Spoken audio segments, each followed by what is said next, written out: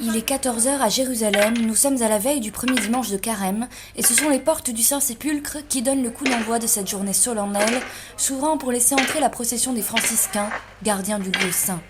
Ils accompagnent, introduisent dans la basilique Monseigneur William Chomany, évêque auxiliaire du patriarche latin de Jérusalem. Une cérémonie qui se répétera chaque samedi en cette période de préparation à Pâques.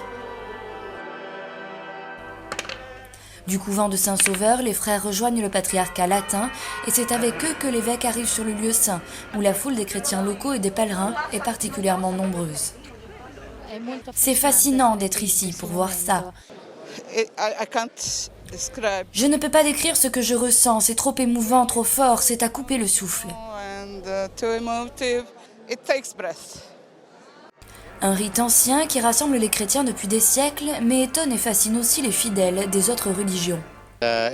C'est très beau de voir des personnes dont le cœur est si plein de Dieu, et d'autres personnes venues du monde entier pour entrer en contact avec Dieu. Un rite, celui de l'entrée du Saint-Sépulcre, qui puise ses racines dans les siècles et se mêle à l'histoire des franciscains, de ce sanctuaire et de toute la Terre Sainte. Le père Artemio, vicaire de la Custodie, nous raconte.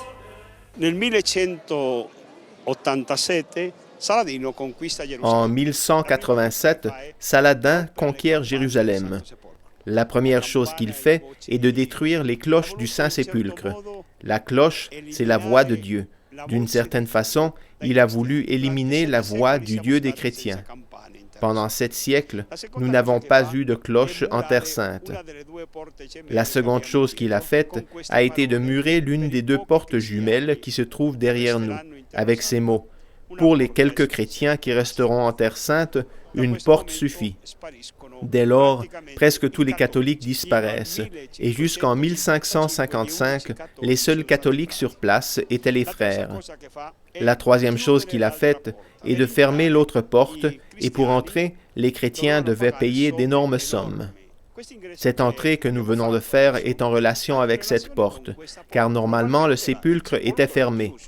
Alors les pèlerins venaient, les frères les emmenaient en procession, et ici, après avoir payé, ils faisaient l'entrée solennelle. Les frères venaient avec les groupes, ils les recevaient à la pierre de l'onction. Le custode ou son représentant, devant le Saint-Sépulcre, faisait une homélie de bienvenue, en expliquant ce que signifiait ce moment fondamental de leur vie, car le Saint-Sépulcre était le but du pèlerinage, et ensuite on faisait la procession.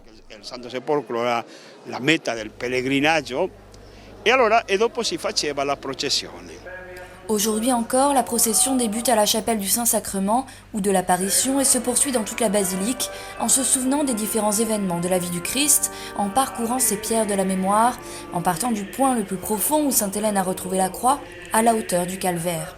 Jusqu'à l'édicule qui renferme la tombe vide, autour de laquelle la procession fait 3 tours, accompagnée par l'orgue et le chant grégorien qui entonnent en l'honneur de la résurrection du Sauveur.